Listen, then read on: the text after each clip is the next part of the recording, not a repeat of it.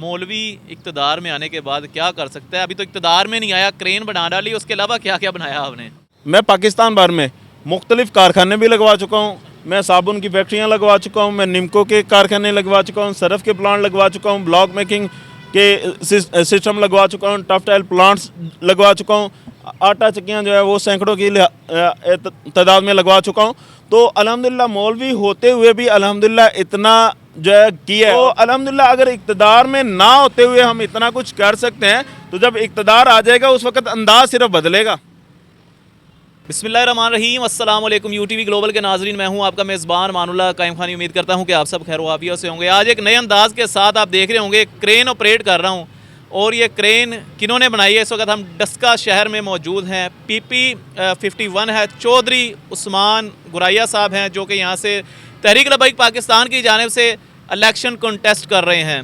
आइए जानते हैं हल्के में उनकी क्या तैयारियाँ और क्या ज़रूरत पड़ी कि इलेक्शन कैंपेन के लिए पूरी की पूरी क्रेन ही बना डाली। चलते हैं उस्मान भाई के पास और आइए उनसे बात करते हैं। अस्सलाम वालेकुम जनाब। वालेकुम सलाम। कैसे हैं उस्मान भाई? जी अल्हम्दुलिल्लाह, अल्लाह का शुक्र है। उस्मान भाई, सबसे पहले तो बताइएगा कि इलेक्शन कैंपेन के लिए आपने क्रेन ही बना डाली है, कैसे जहन में आया?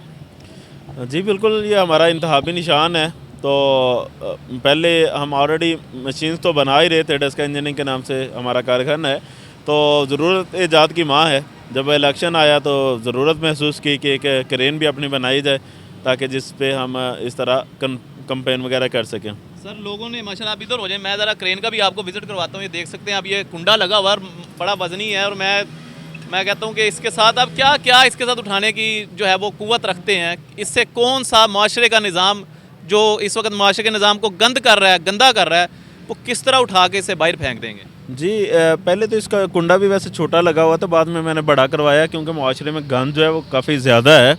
तो ये जिस तरह का भी गंद हो, चाहे वो सूदी निज़ाम का गंद हो या लिबरलिज़म का गंद हो, वो सारा गंद साफ़ करवाना है इसी के ज़रिए। और ये इतनी पावर तो रखती है कि ये आसानी से शेर, लोमड़, गिद्दड़, तीर, बल्ले, शल्ले सारे जो है ना पकड़ के उठा। मुकाबले में चमचे भी हैं और बैंगन, पता नहीं क्या क्या इंतखाबी निशान मिल गए कि हमारे मुकाबले में कुछ मुर्गी भी मिली है। हाँ जी, मुर्गी भी मिली है, चमचा भी मिला था, बैंगन भी चल रहा है यहाँ पे। तो ये सारी चीज़ें ये उठाने की सलाहियत रखती है। तो इंशाल्लाह जब जल्द डस्के की गंदगी को भी हमने साफ़ करना है और इस निज़ाम को भी साफ़ करना है। बात करेंगे सनत के हवाले से, आप माशाल्लाह इंजीनियर लग रहे हैं मुझे और आपने खुद ये क्रेन डिज़ाइन भी कर दिया, बना भी दिया है। सनत के हवाले से बात करेंगे, तहरीक लबैक पाकिस्तान का अगर इक़्तिदार आता है, उस्मान अशरफ गुराया साहब, अगर आप जो है वो असम्बली में जाते हैं, सूबाई असम्बली में, वहाँ पे जाके आप सनत के हवाले से क्या ऐसे इक़दाम करेंगे कि सनतों को, जिनको ताले लग चुके हुए हैं, जिन सनतों के शट डाउन हो चुके हुए हैं, वहाँ पर रोज़गार के मौक़ा दोबारा से मैसर हो सकेंगे? बिल्कुल ऐसा ही है जी। पाकिस्तान को बहुत पीछे धकेला गया है, वगरना अगर इस पाकिस्तान की हिस्ट्री उठा के देखें तो ये बहुत तरक्की कर रहा था तेज़ी के साथ। ये वही मुल्क है कि जो भारत को कभी बिजली देता रहा है। ये वही मुल्क है जिसने बरतानिया को भी 5 करोड़ रुपया दिया था। ये वही मुल्क है कि जिसने चाइना के रिश्ते दुनिया के साथ इस्तवार करवाए थे। वही मुल्क है जहाँ पे तुर्की के शहजादे आके तालीम हासिल किया करते थे। 1970 तक तो यहाँ से ज़कात सऊदीया में जाती रही है। तो ये अल्हम्दुलिल्लाह ठीक चलने वाला मुल्क था, लेकिन हमारे कुछ हुक्मरानों ने अपनी अना में आकर के ये हमारी सनत को और मुख्तलिफ तरीके से जो है ना हमारे रोज़गार को तबाह करने की कोशिश की है। वरना आप हिस्ट्री उठा के देखें, ये स्टील मिलें और ये दीगर बड़ी बड़ी मिलें, फैक्ट्रियाँ, गाड़ियों की फैक्ट्रियाँ लग चुकी थी, जो कि बाद में कब्ज़ा की गई गवर्नमेंट की तरफ से। अब मैं नाम तो नहीं है अब मीडिया पे सारा खुल के लेना चाहूँगा, सारे जानते हैं, जो तरीक़ को जानने वाले हैं कि जनाब असल मालिकान कुछ और थे, बाद में गवर्नमेंट ने अपने कब्जे में ली और ना खुद चला सके ना उन्हें चलाने दी। फिर नतीजतन क्या हुआ कि हमारा सरमायादार, हमारा बिजनेसमैन, हमारा सनतकार तबका जो है वो बहुत सारा दीगर मुल्कों में जाके बिजनेस कर रहा है और हमारा पाकिस्तान जो है वो आस्ता आस्ता जो है ना अंधेर नगरी की तरफ भी बढ़ता चला जा रहा है। और ये हम आस्ता आस्ता अपने आप को कमज़ोर ही करते चले जा रहे हैं। इस वक्त सिचुएशन ये है कि 1 अरब के लिए ये दर दर पे भिखारी बन के बैठे हुए हैं। एक बात ऐड करता जाऊं कि पहले वक्तों में किस तरह होता था कि जो आपका सोना है, आप समझ लें आपका 50 रुपये का नोट है तो आप वो समझ लें कि उतनी मालियत का सोना आपका जो है वो बैंक में पड़ा होता था, गवर्नमेंट के पास पड़ा होता था। लेकिन आहिस्ता आहिस्ता होता क्या है कि गवर्नमेंट जो है वो बाहर से ऑपरेट होने लगती है, उसके बाद सोना जो है वो गायब हो जाता है, डॉलर्स आ जाते हैं, डॉलर जब चाहते हैं छाप देते हैं, जब चाहते हैं नहीं छापते, उनकी अपनी मर्ज़ी होती है। सर मुझे बड़ा अहम क्वेश्चन है, ये बताइएगा, लोग कहते हैं जी कि ये जो है मजहबी जमात है, मौलवियों की जमात है। आप भी माशाल्लाह मौलवी हैं, दाढ़ी रखी हुई है, सुन्नत रसूल है, मैंने भी रखी हुई है, सब ने रखी हुई है। मुझे ये बताइएगा, मौलवी इक़्तिदार में आने के बाद क्या कर सकता है? अभी तो इक़्तिदार में नहीं आया, क्रेन बना डाली, उसके अलावा क्या क्या बनाया आपने? जी मैं मौलवी भी हूँ, पूरा मौलवी हूँ। अल्हम्दुलिल्लाह दरस में मुकम्मल किया हुआ है, 5 पारे हिफ़्ज़ भी किए हुए हैं। में दीन है आप? हाँ जी, अल्हम्दुलिल्लाह आलम दीन हूँ और सारी स्टडी भी उस लिहाज से है। लेकिन उसके साथ साथ मैं पाकिस्तान भर में मुख्तलिफ़ कारखाने भी लगवा चुका हूँ। मैं साबुन की फैक्ट्रियाँ लगवा चुका हूँ, मैं निमको के कारखाने लगवा चुका हूँ, सरफ के प्लांट लगवा चुका हूँ, ब्लॉक मेकिंग के सिस्टम लगवा चुका हूँ, टफ्टाइल प्लांट्स लगवा चुका हूँ, आटा चक्कियाँ जो है वो सैकड़ों की तादाद में लगवा चुका हूँ। तो अल्हम्दुलिल्लाह मौलवी होते हुए भी अल्हम्दुलिल्लाह इतना जो है किया है। और पाकिस्तान में जो चीज़ें नहीं बन रही थी, ऑलरेडी हमारे पाकिस्तान में इंजीनियरिंग तो थी, लेकिन बहुत सारी चीज़ें जो अभी नहीं बन रही थी उनको भी पाकिस्तान में बनाने की कोशिश की है और पाकिस्तानियों को सहूलत देने की कोशिश की है कि मशीन के ज़रिए वो अपने काम को आसान कर सकें। तो अल्हम्दुलिल्लाह अगर इक़्तिदार में ना होते हुए हम इतना कुछ कर सकते हैं, तो जब इक़्तिदार आ जाएगा उस वक़्त अंदाज़ सिर्फ बदलेगा, काम करेंगे इसी तरह लेकिन अंदाज़ बदल जाएगा। अभी हमारे पास कोई आ जाता है ना जनाब कोई बिज़नेस के लिए, तो परेशान होते हैं आवाम के, जनाब बिज़नेस तो शुरू करना चाहते हैं लेकिन हमारे पास रकम नहीं है, ये जेवर बेच के आ गए, ये बालियाँ बेच के आ गए, इस तरह की बातें होती हैं।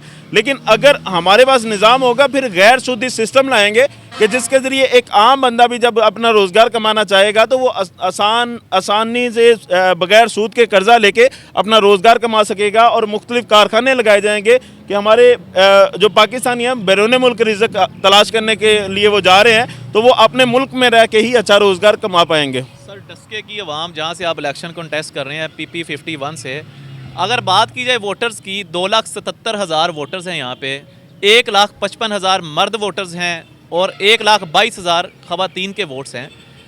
क्या सिर्फ मर्दों में कंपेन की जाती है या कोई इस तरह का सिस्टम है कि औरतों में भी आपकी लेडीज़ वगैरह जाती हैं, औरतों में भी जाके कंपेन करती हैं? औरतों का वोट हासिल करना बहुत ज़रूरी है।